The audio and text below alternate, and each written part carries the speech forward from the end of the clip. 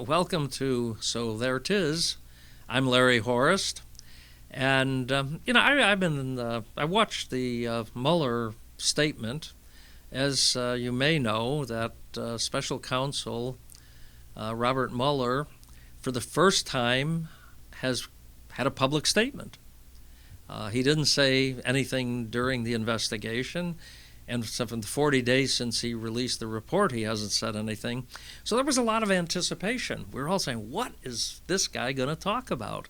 There was a great opportunity to clarify a lot of issues. There was a great opportunity to answer a lot of questions that have been hanging over this whole investigation and the report.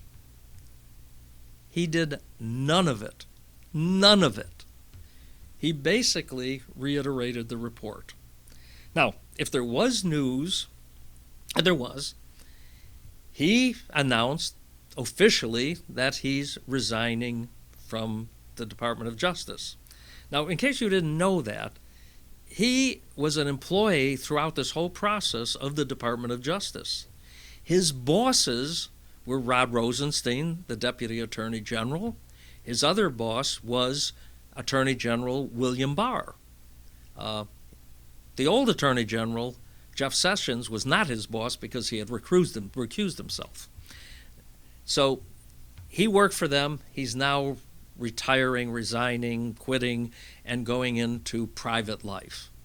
Now, even that wasn't the biggest news in the world because everybody who followed the story knew that this guy was going to resign, quit the Department of Justice when the report was done.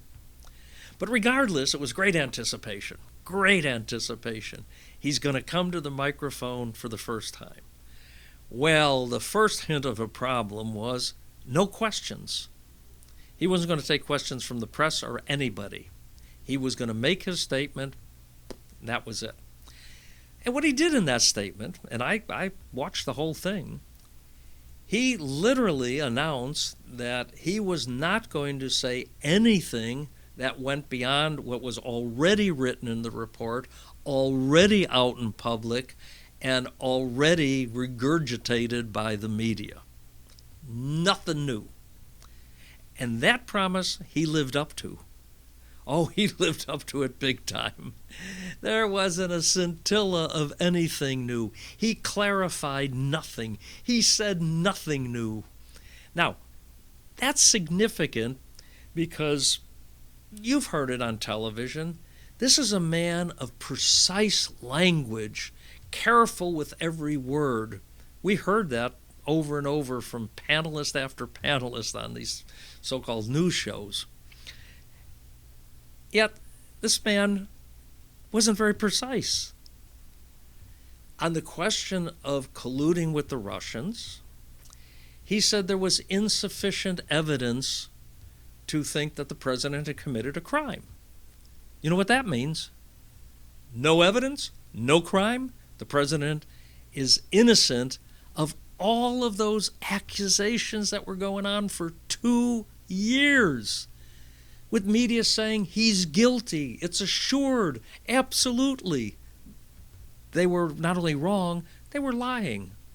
They were spreading false narratives. It was wishful thinking on their part. Now, today, those same people say, well, he said he didn't find sufficient evidence. That doesn't mean that there isn't evidence. He just didn't find it. Are you kidding me? Are you kidding me? Think about a prosecutor who comes to you and says, we're investigating you for robbing a bank. Well, we didn't find any evidence that you robbed the bank, but we don't know if you robbed the bank or not. Well, that's the classic you can't prove a negative, so what's that about? But they say in our country, a man and woman is presumed innocent until proven guilty.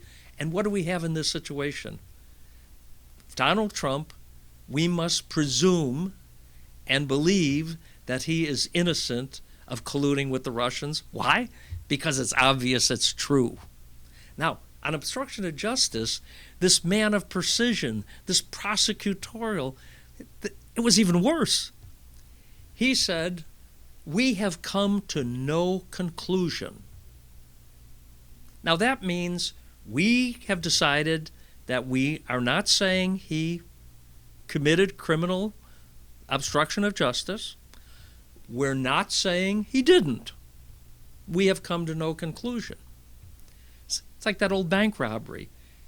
If I come to you and say, well, we investigated you for 2 years, we spent $35 million, we'd have thousands of interviews, and guess what? We have not decided whether you robbed the bank or not. You know what that means? That means you're innocent. But that's not what the press is saying. They're saying, oh, no, he would have indicted if it wasn't for this pesky little rule that says you cannot indict a sitting president.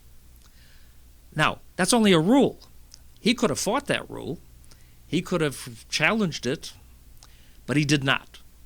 Furthermore, he could have said that in his opinion, the president had broke the law. But he did not do that either.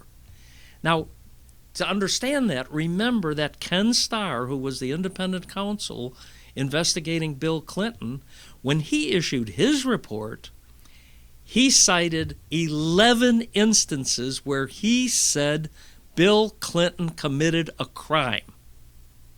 He didn't sit there and say, we haven't decided, we don't know. So anyone who says that Mueller has concluded that he would have indicted the president had it not been for the rule, they're not telling the truth. He could have had many options. This man of precision language befuddled the public. He muddied up the waters. He didn't do his job. He came out with language that even some of the commentators said is convoluted. Well, a man of precision doesn't get convoluted. A prosecutor either prosecutes or they do not prosecute, and when they do not prosecute, the subject person is presumed to be innocent. So Trump is very right when he says, I am innocent of collusion and I am innocent of obstruction of justice. There is nobody, no prosecutor, no indictments, nobody has said of legal standing that he has in fact committed a crime. In fact, the Attorney General said he hasn't.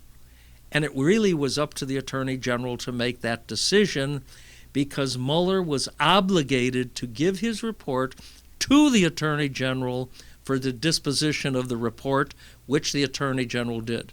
So all we know officially is that the president has been absolved of obstruction of justice, no matter what the politicians, the Democrats, and the anti-Trump media says. Now, that doesn't mean they cannot impeach the president, because they can impeach him for jaywalking. So they're going to have to decide, but I certainly right now wouldn't want to be in Nancy Pelosi's position, because I think impeachment, and I think she might think so, is not the best route for the Democrats to go down, and they're being shoved down that by the media and by some of the radical left in her own party.